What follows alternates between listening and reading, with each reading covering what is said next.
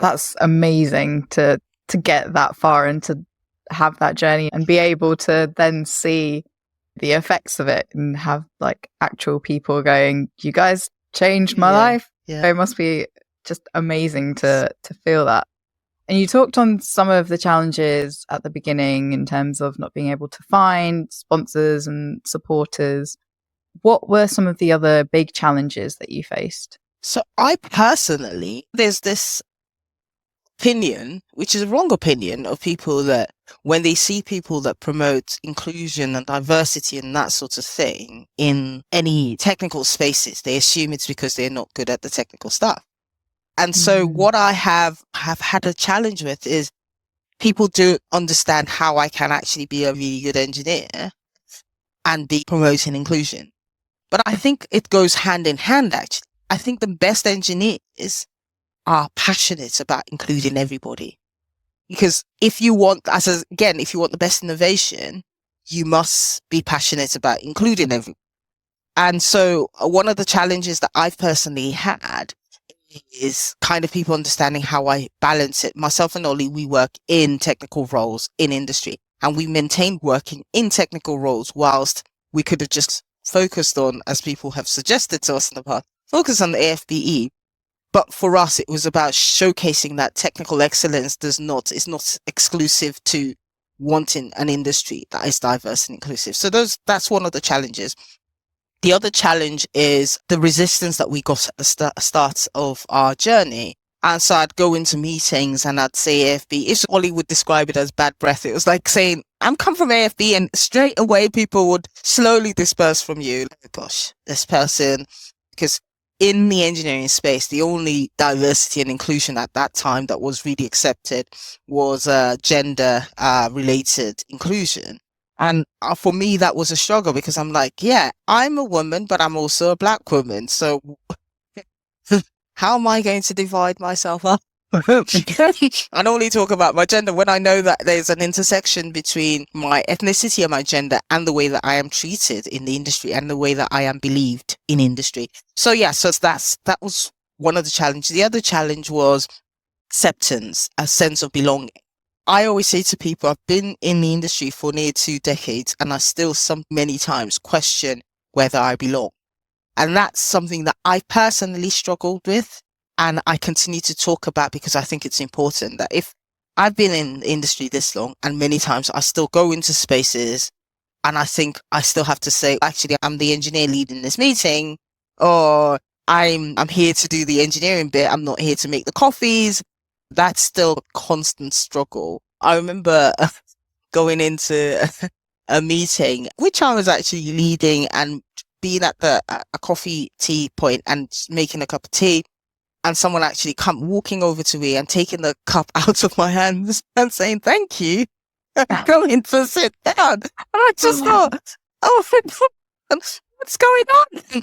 But I said nothing. Then I said, okay, let's start the meeting. And at this point, I think he wanted to dissolve and just disappear. Those struggles that you still feel that sometimes you can still be othered. Sometimes you have to still assert yourself in these environments. Sometimes you still have the struggle of having to explain why inclusion is important in these environments. Sometimes you still have to stop your colleagues from saying certain things because you think, I could take it because I've been in this industry for this long, but this next generation they're just going to walk out the door if you talk to them in this manner, or if they feel that you're treating them in this manner. So that education piece also has been, for me, one of the things that have always been there. And obviously things are getting better, but it's really slow, and sometimes it can be frustrating.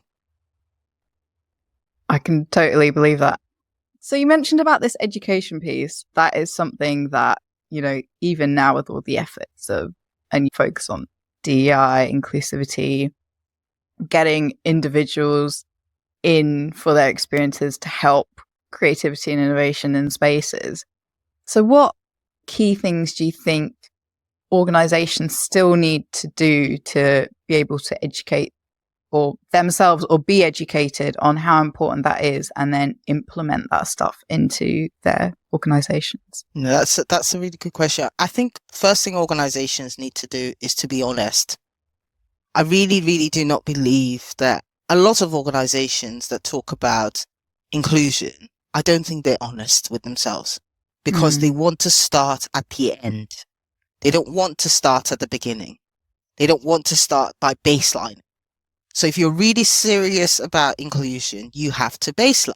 You have to be honest. What does it look like in your organization? How many people are at board level in your organization that are different, are not the same?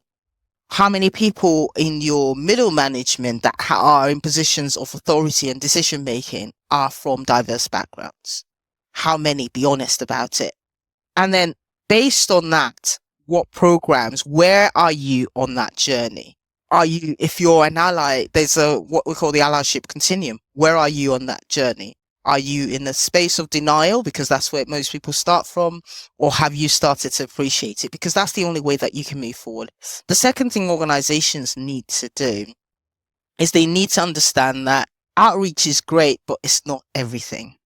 If you are trying to, if they say, if the underbelly is still rotten, but you're trying to present the top as the shiny thing, then again, it's not honest, is it? So people are experiencing, how are the people in your organization feeling? How are they experiencing the workspaces? Are there safe spaces for them? Can they actually talk safely and freely about how they feel in these workplaces? The Royal Academy of Engineering, which is the leading UK body on engineering, did a research on the engineering culture, the inclusive culture within engineering spaces. And they still found a number of things that were a challenge for a lot of people.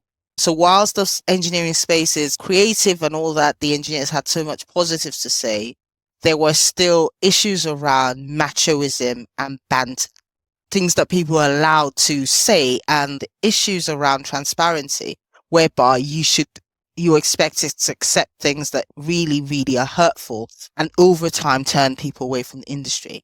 Last year, actually this year, the Engineering UK, which is another leading body in engineering, did a research that showed that 38,000 women between the ages of 35 and 60 have left the industry between 2023 and 2024.